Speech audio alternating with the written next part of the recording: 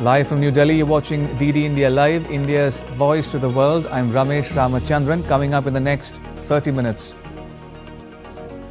Death toll in Türkiye hotel fire rises to 66, at least 51 people injured.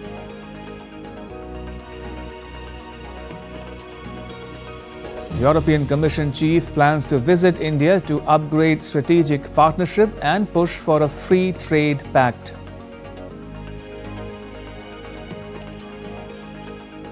India opens its pavilion at the annual World Economic Forum in Davos. 8 states pitch for investments.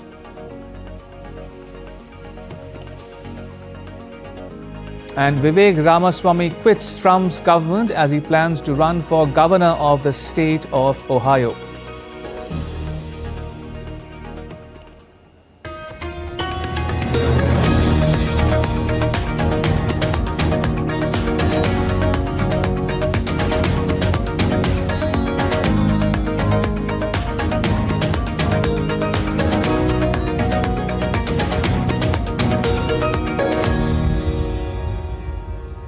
First up, in a tragic incident, a fire at a ski resort hotel in Turkey's Bolu Mountains killed at least 66 people and left several more injured on Tuesday. The blaze broke out at around 3:30 a.m. in the morning local time in the hotel's restaurant, forcing panicked guests to jump out of windows in the middle of the night. Several fire engines surrounded the charred building as authorities launched an investigation into the cause of the fire. Turkey's Interior Minister provided the latest toll, reporting that more than 250 rescuers were at the scene. Additionally, the Justice Minister, Yilmaz Tunç, has said the Turkish authorities have detained 4 suspects, including the owner of the hotel. Soğutma çalışmaları devam ediyor. The fire has been put out. Cooling efforts are continuing. As a result of the room-by-room inspection that was done by a firefighter and National Disaster Response Authority, crews in the areas where cooling efforts have been completed, we have expressed that we lost 66 lives. I offer my condolences to the families of those citizens who lost their lives, their close ones, and our saintly people. Right, shifting focus, the World Economic Forum's annual meeting entered its second day on Tuesday. In a special address in Davos, European Commission President Ursula von der Leyen said her top team will visit India to upgrade the strategic partnership with the largest country and democracy in the world. In her address, EU chief said EU must continue to diversify energy supplies and expand clean sources of generation from renewables. In this spirit, we will need to work together to avoid a global race to the bottom, because it is in no one's interest to break the bonds of the global economy. Rather, we need to modernize the rules to sustain our ability to produce mutual gain for our citizens. Responding to potential US tariff threats, EU chief said European Union is ready to negotiate with the United States. Ursula von der Leyen reiterated EU's support for Ukraine as well. Our first priority will be to engage early, discuss common interests, and be ready to negotiate. We will be pragmatic, but we will always stand by our principles. We have supported Ukraine by now by almost 130 billion euros. But we will continue to support Ukraine without any question. Whatever happens next, for us it's important that Ukraine stays an independent country and that it is Ukraine that decides on its own territory. And therefore, Klaus, the sentence is still valid. We stand by Ukraine for as long as it takes.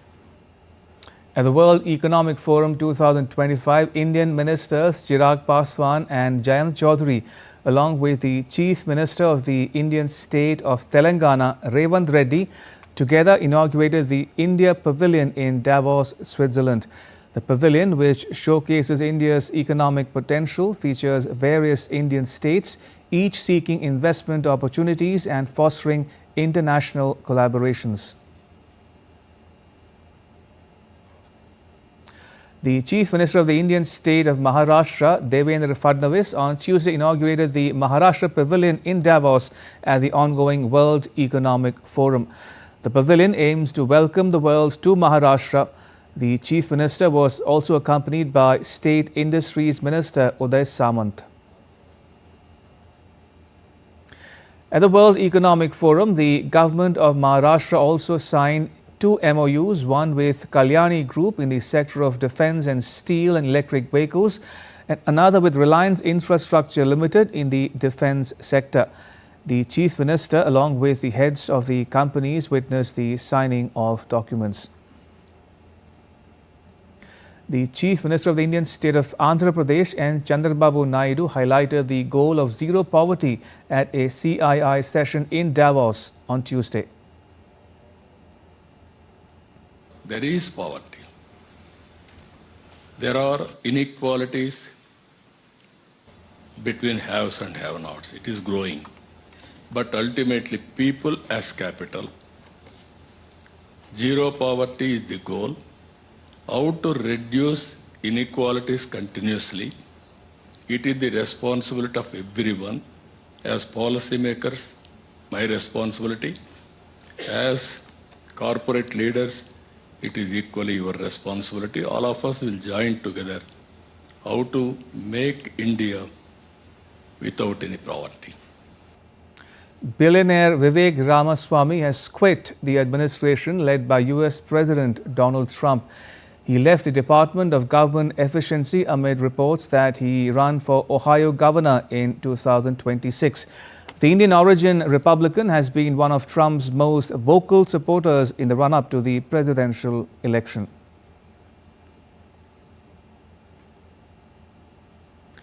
Donald Trump is back in the White House, officially sworn in on Monday as the 47th President of the United States. Calling 20th January Liberation Day, Trump declared in his inaugural address that the golden age of America begins right now. Experts are already warning that Trump's second term will come with big challenges both domestically and internationally.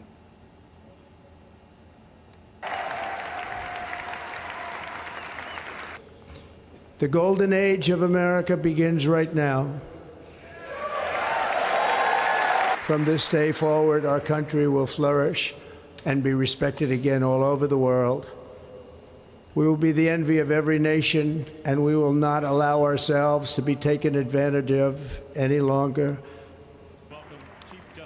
Donald Trump's return to the White House marks one of the most remarkable comebacks in modern political history. Recounting his assassination attempt last year during a rally in Pennsylvania, Trump declared that he was saved by God to make America great again.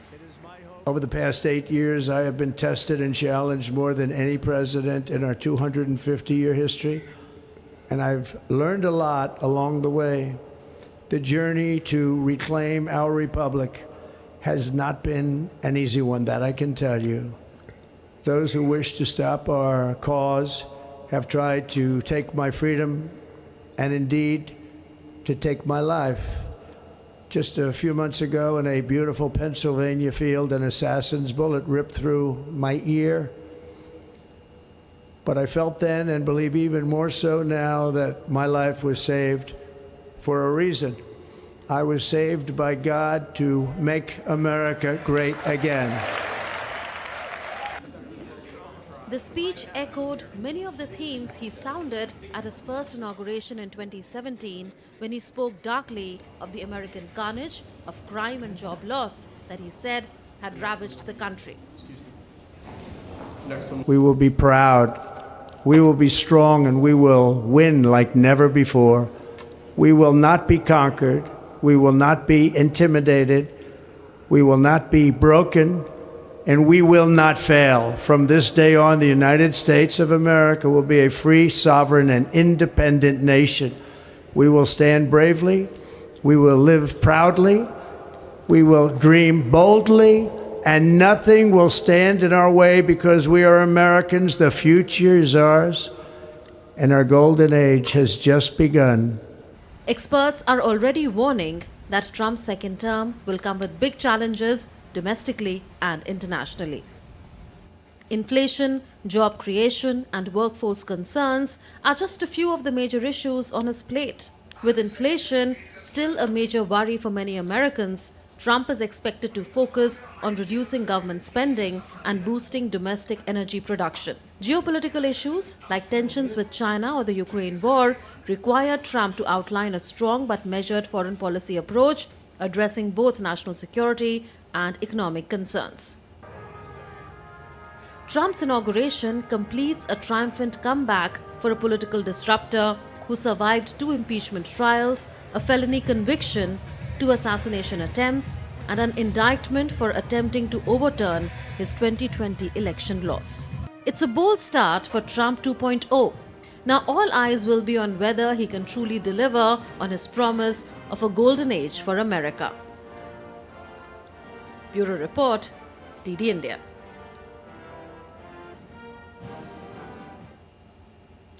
Trump has issued a series of executive orders, including those on immigration and trade. More details in the next report. Shortly after taking oath as the US President, Donald Trump issued a flurry of executive orders which will have far-reaching domestic as well as global impact. Trump also revoked 78 executive orders of his predecessor Joe Biden. He repealed diversity programs and reversed the ban on Chinese app TikTok. Trump has given the Chinese app 75 days to find a US-based buyer. Declaring a national emergency at the US-Mexico border, Trump said that he will send troops to secure the border and halt entry of illegal immigrants. I will end the practice of catch and release. And I will send troops to the southern border to repel the disastrous invasion of our country.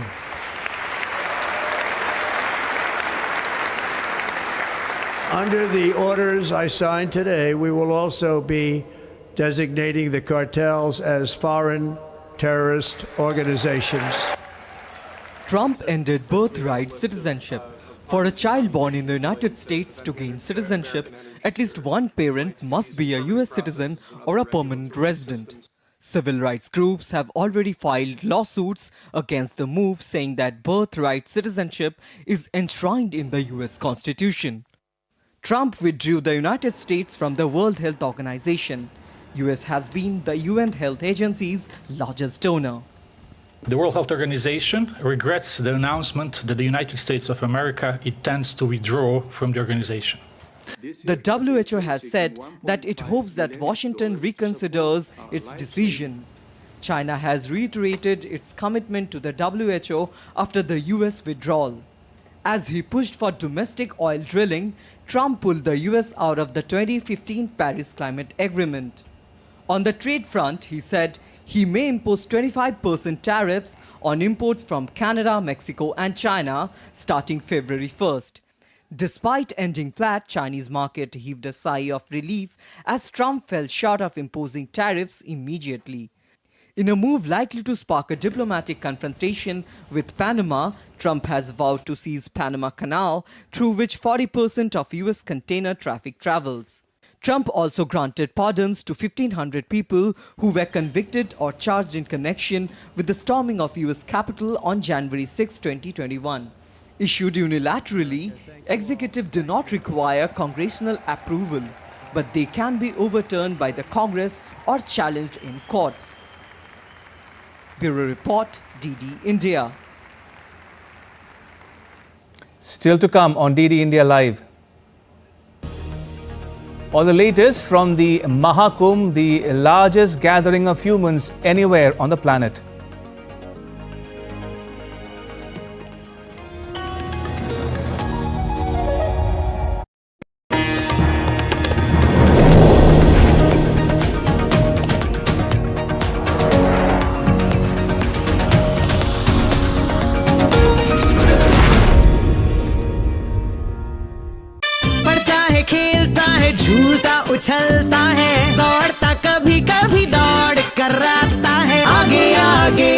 पीता है India, Amul दूध पीता है India.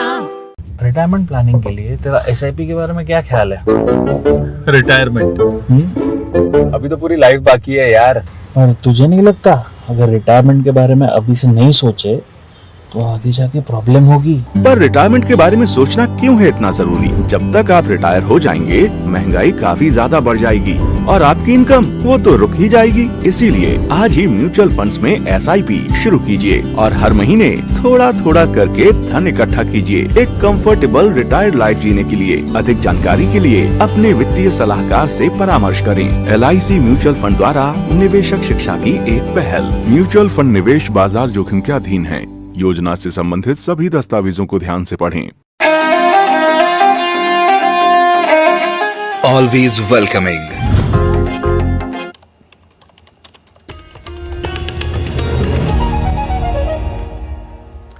You're watching DD India Live. I'm Ramesh Ramachandran. Shifting focus to South Korea now, impeached President Yoon Suk Yeol for the first time appeared for an argument in his impeachment trial at the Constitutional Court on Tuesday.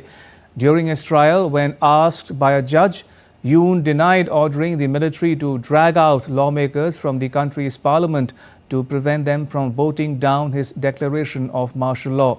He also said that he had not intended to disable parliament's functioning.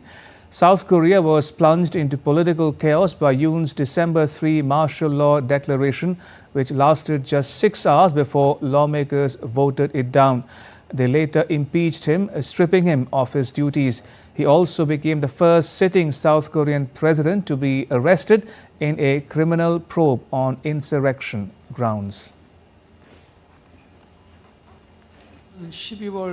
If the decision to lift the martial law made on the night of December 3rd and 4th was stopped by deploying the military, does it mean that there would no longer be any other demands to lift martial law and that it would simply continue indefinitely? I don't believe that to be the case. The US has released Afghan prisoners in exchange of detainees. The Afghan Foreign Ministry on Tuesday said that Khan Mohammed, who was sentenced to life imprisonment in 2008 by a US court on charges of drug smuggling and terrorism, was released in exchange for 2 US citizens held in Afghanistan. Calling the exchange an example of resolving issues than through dialogue, the Taliban government expressed gratitude towards Qatar for brokering the deal. The Islamic Emirate of Afghanistan considered this exchange as a good example of resolving issues through dialogue and is particularly grateful to the fraternal state of Qatar for its effective role in this regard. The Islamic Emirate views positively steps taken by the United States that aid normalization and expansion of relations between the two countries. Israeli security forces launched an operation in the volatile West Bank city of Jenin on Tuesday, in which 1 Palestinian was killed. Israeli Prime Minister Benjamin Netanyahu said that operation in West Bank's Jenin aims to eradicate terrorism. The Israeli military said that soldiers, police and intelligence services had begun a counter-terrorism action in the city. Prior to the Israeli action, Palestinian security forces had been conducting a weeks-long operation to reassert control in the city. Meanwhile, Hamas official has confirmed it will release 4 Israeli women hostages on Saturday in exchange for Palestinian prisoners. Over the coming weeks, Hamas is expected to release more than 90 hostages as part of this deal, while Israel will release Palestinian prisoners in return. And now to an update on the Ukraine-Russia conflict. Russia launched an overnight attack on Ukraine using 131 drones and 4 missiles. The Ukrainian Air Force reported on Tuesday that 72 drones were shot down, while 59 failed to hit their targets. While some buildings in 2 Ukrainian regions were damaged, no human casualties were reported. Meanwhile, Russia has said that it had downed 55 Ukrainian drones overnight. 6 drones were downed over the western region of Voronezh near Ukraine. The falling debris sparked a new fire at an oil depot in a border region.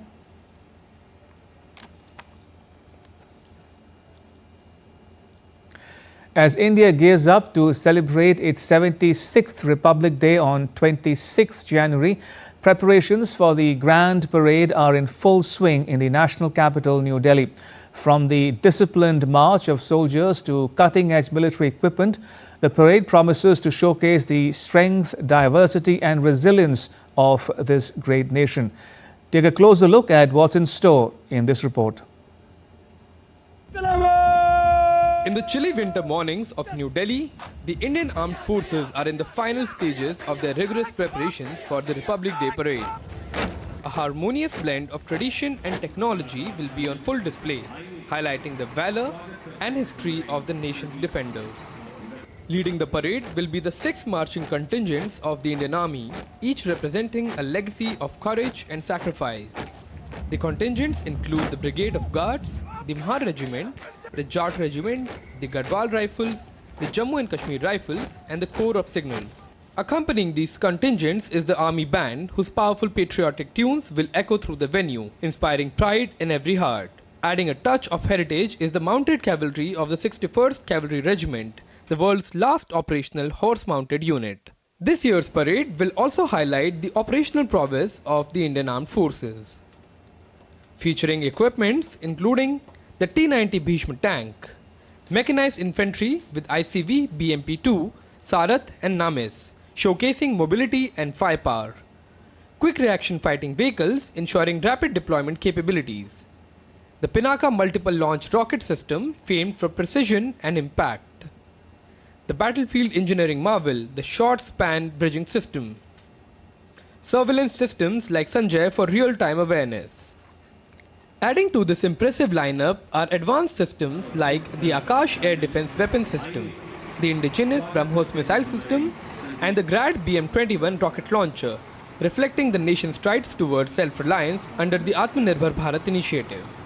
This year's Republic Day is not just a celebration of military might, but also a testament to India's innovation, progress, and indomitable spirit. Akshay Dongre, DD India. All right, now take a look at what else is making news in India. The India Post hosted an exhibition to commemorate 75 years of the Indian Constitution on Tuesday. The exhibition displayed the service rendered by India Post in 75 years and a stamp tracing its journey so far. Apart from that, stamps dedicated to the legendary personalities of India were also released on the occasion. The Indian military bands are actively rehearsing for the beating retreat ceremony scheduled for the 29th of January. Held at Vijay Chowk in New Delhi, this grand event signifies the conclusion of India's Republic Day celebrations. The Mahakumbh festival is currently underway in India's Prayagraj in Uttar Pradesh state, and each day is witnessing a record number of devotees who are taking a holy dip at Triveni Sangam. Many cultural events are also being lined up at various venues to entertain visitors.